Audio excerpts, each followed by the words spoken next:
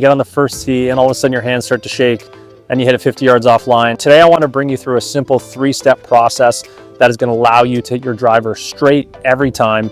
So check out until the end. I think this will really help you transform your game to the next level. Just want to say first, thank you so much for listening to the video here. Please subscribe. It helps me make content for you. And also, if you're curious about working with me one-on-one, I have an online academy. I've worked with more than 100 golfers in 7 different countries. Okay, so talking about this 3-step process, I think what's important to understand with the driver is that it's much more about your practice habits than it is your actual technique, right? I've seen some guys come into my academy before with, quite frankly, not good positions. They're in a really bad spot. And, I asked them how they do with their driver, and they all, they say they hit it really well. So I think it's important to establish a couple key baseline fundamentals. And, I really want you to pay close attention here. It's not going to be the sexy stuff, but to me, it's the stuff that really allows you to go to the next level with your game, okay? So we're going to talk stance here for a second. And your kind of 3 keys with getting the stance correct is making sure ball position is correct. Now, I see a lot of golfers doing ball position incorrectly, so really pay close attention here.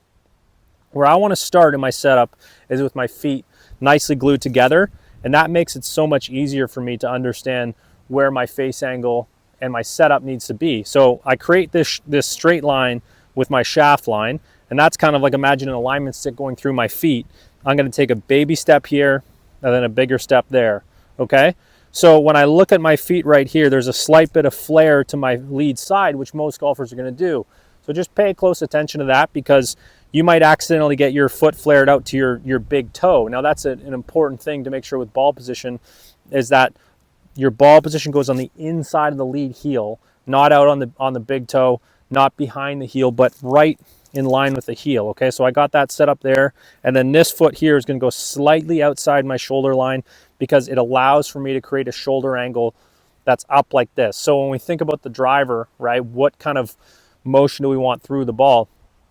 Now for professional golfers, they want to hit slightly down on it, around -1 attack angle. You don't have to think about the numbers too much. But for amateurs, we want to be swinging up. So imagine you're running up a slide, right? That's the feeling that you want, or going up a staircase. The driver needs to be going up this way. And I see all these aggressive moves where we get golfers to try and swing up on it. And that's great, but try and eliminate any variables in the stance that can mitigate this, right? So I like that one where the ball's inside the lead heel and this foot gets a little wider, and now that creates a shoulder angle where I'm a little more like this. So if the shoulder angle is up, it makes it so much easier for me to get up on the shot through the ball. I kind of like how Hideki Matsuyama does it. He sets up to it, gets a really wide stance, and then he shoves his hip forward a little bit. Scotty Scheffler talks about that as well too. So I'm still getting pressure in the lead side, but I'm creating that shoulder angle so I can easily hit up on it, okay?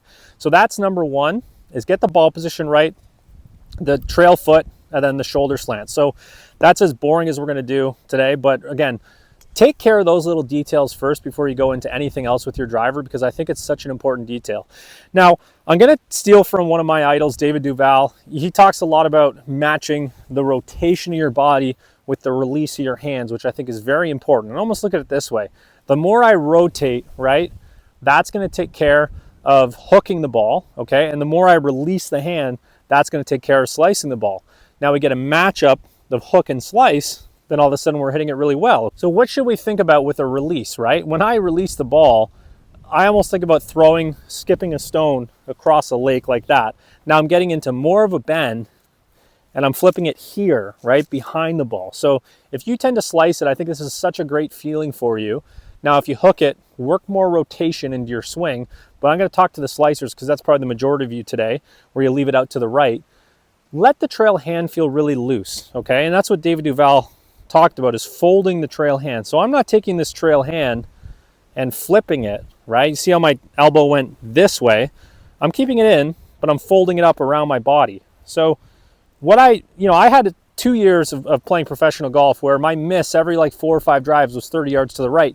You just can't play that way, right? You're gonna get exposed. And this year I really spent a lot of time working on that releaser drill, where I would stand here and 3 times let myself feel that really nice and loose. And again, I'm someone who's worked a lot of rotation in my swing, maybe like yourself. And then I would just tell myself, tuck that in and let that feel like a wet noodle, and really release the trail arm as you come through. Okay, so when I look at that shot, it was a nice tight little draw, And that's what I like to hit off the tee. I'm sure that's what you would like too. Kind of a shallow draw as I came through it. So work hard on that. Like even at home every night, I want you to watch yourself. And what I'm almost feeling here, if you can see it, is the butt of my club is hitting into the side of my trail arm like that, okay? On the inside of my arm, just like that. It's almost like, imagine a gate swinging shut, right? The gate doesn't shut like this. It's more like that. So there's like your wedge and iron, and there's the driver. Now, when I rotate and then I release it, look at where that club gets to. It's really nice and square. I'll show you from this angle. So I get here, I rotate, the club's behind me, I release it. Now the club is straight down the line, right towards where I'm aiming, okay? So work really hard on that release drill. I can't say it enough. It's very important. Practice exactly like you would play. So I want you to do consequential practice.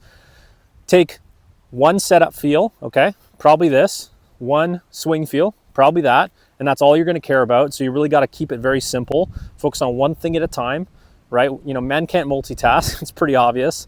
Like when my wife asked me to take out the garbage and walk the dog, I end up doing none of them because I get too overwhelmed. So we got to do one thing at a time, and we're just focus on those two things, and then do consequence practice. So I'm going to pick 2 uprights out on the driving range, 2 targets that are tighter than what I would typically deal with out on the golf course, and then I'm going to do a 5-ball test, I call it, try and hit 4 out of 5 between there. So it's giving me that feeling of, oh my God, there's a bit of a consequence to this shot. I think out of bounds on the left, out of bounds on the right, and I got to lace it between those 2. And then you can take that to the golf course. And I can't say this enough, but limit your reps with the driver. Like a good practice session to me with the driver is hitting 10 actual balls with it, and then maybe doing 30 drills where it's just a practice swing drill. So I'm going to get golfers to do 3 of these, right? And then hit a ball, okay? And just work on that cadence and only allow yourself 10 reps per day, and make those reps very important and make them consequential, okay? Now, if you're stuck with the driver and you just can't really seem to figure it out, don't stress yourself out. Go and see a pro. I mean, that's the one thing that I've always found, even in my game as a coach. If I get lost, I go and rely on my mentors to make sure that I can get help with the driver, because it can be that club that takes a little bit more time. But I think the big key that I want you to take away with this is keep it simple. One setup focus, one swing focus, one practice focus, and I promise you're going to hit it better, okay? So thanks so much for watching today. Please subscribe below. If you have any comments on or questions on your swing, please just leave it below. I'd love to answer your videos, and who knows, maybe I'll actually make a video that's related to your swing issue.